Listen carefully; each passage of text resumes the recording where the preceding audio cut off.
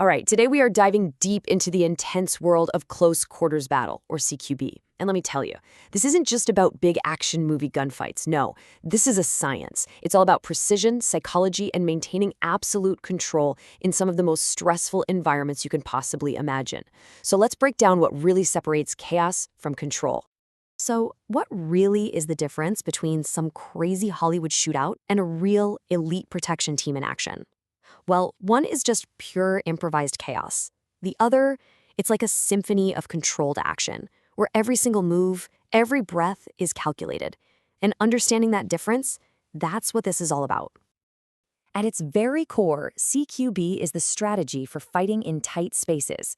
We're talking about conflicts that are over in seconds, where the intensity is through the roof and the margin for error is literally zero. For an executive protection team, the goal is surgical. Neutralize the threat, protect the client, and make sure there is absolutely no collateral damage. To get this, we have to push past what we see in the movies. Real-world CQB isn't about giant explosions. It's about cold, hard, brutal calculation. Its DNA comes from the world's most elite special operations units, folks who were trained for the most critical missions on the planet. You know, the tactics we see today didn't just appear out of thin air. They were actually pioneered way back in the 1970s by legendary units like the British SAS and America's Delta Force. From there, police tactical units started adopting them. And then they were really battle-tested and perfected in urban warfare after 2001. And now, these exact same principles are the absolute bedrock of high-level executive protection. Every single successful CQB operation, and I mean every single one, is built on three unbreakable principles. Now, these aren't just steps you follow in order. Think of them as the philosophical heart of the entire discipline. They have to work together all the time for any of this to work. The first pillar is surprise, and this is all about gaining a time advantage. It's about stealing the seconds a threat needs to think, to react, or to even get a defense organized. The second you lose the element of surprise, you've pretty much handed the advantage over to the other guy before the fight has even started. Next up, we have speed. And let's be really clear here, this is not about just rushing in blindly. It's what operators call controlled haste. It's fast, deliberate movement that takes advantage of that tiny window of opportunity that surprise created. This speed completely messes with the threat's ability to make a decision, totally overwhelming them. And the third pillar is controlled, violent action. This is the moment of truth, the decisive, overwhelming, and focused use of force that ends the threat right then and there. But the key word here is controlled. This is the polar opposite of just mindless aggression. It is disciplined, it is precise, and it's carried out with total clarity of purpose. So, just to really hammer this home, surprise, speed, and controlled violent action, they are not a checklist. You don't do one, then the next. They are all happening at the exact same time, like interlocking gears. Each one makes the others more powerful, but if even one of them fails, the whole operation is in jeopardy. They completely depend on each other. Okay, so we've got those core principles down. Now let's see how they actually play out in the real world. We're going to shift from the why to the how, and look at the way these operators become masters of geometry and space. This is where all that theory becomes tactical reality. This brings us to probably the most dangerous concept in all of CQB, the fatal funnel. Just think about any doorway, any hallway, any entrance. It's a natural choke point. If you're defending a room, where are you going to focus all your attention and firepower? Right there. So for the entry team, the goal is simple. Get through that funnel as fast as humanly possible. So once you've burst through that fatal funnel, what's next? The goal is to immediately establish what are called points of domination.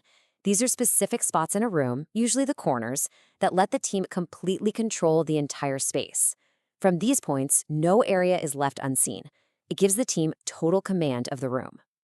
So how do you actually see inside a room without just walking straight into that deadly funnel? Well, you use a brilliant technique called slicing the pie.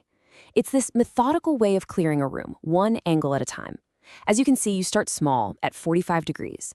Then you slowly pivot or slice, revealing more of the room, 90 degrees, then 150, until the whole space is cleared, all while exposing as little of yourself as possible. All right, let's put it all together. How does an entire team take these principles, these geometric concepts, and execute a perfectly synchronized entry? This is where that individual skill transforms into total team dominance. It's like a deadly ballet.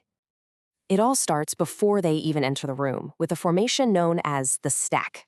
You've got the closed stack, where they're packed in tight, built for pure explosive speed when surprise is everything. And then there's the dispersed stack, more spread out, which prioritizes security when the situation is a little more uncertain. The mission dictates the formation. And the entry itself? It's a precise, brutal choreography. After a final check, the number 1 guy explodes into the room and immediately clears his corner. The number 2 operator is right on his heels, almost at the same time, but goes the opposite direction. Then, every other team member flows in, filling the remaining points of domination. They move with such discipline that they never, ever cross each other's line of fire. It's fluid, it's practiced, and it's completely overwhelming. So we've covered the principles, the geometry, the teamwork. But honestly, none of that means a thing if you can't master the most complicated, most unpredictable variable in this entire equation: the human mind, when it is under unimaginable pressure. So what does happen when your brain is under fire? Well, your body's natural fight-or-flight response just kicks into overdrive. And frankly, it's a disaster. It destroys your fine motor skills, your ability to think rationally, your awareness. The very things you need most in that moment. And this is where the real training comes in. This lays it out perfectly. For every negative instinctual reaction your body has, like tunnel vision or a racing heart, there is a specific trained countermeasure. For instance, operators use specific breathing techniques that can actually hijack the body's stress response, physically lower their heart rate, and allow them to stay calm and in control. They achieve this through something called stress inoculation. Basically, by training over and over and over again under realistic, high-pressure scenarios, they build a kind of psychological armor. Their brains literally rewire themselves so that a calm, effective response to chaos becomes an automatic reflex, not a conscious, panicked decision. So, after all of that, the tactics, the psychology, the teamwork, what's the final takeaway? What's the big lesson from the world of close quarters battle? Here's the most important thing to remember. CQB is the absolute opposite of chaos. It's the ultimate expression of discipline. It's a science dedicated to controlling 3 things: the physical space around you, the flow of time, and the workings of your own mind under extreme stress. And that kind of leaves us with a final question to chew on. In a world that often feels like it's getting more chaotic and unpredictable, what can we all learn from that kind of extreme focus and discipline? It's definitely something to think about. Thanks for joining us.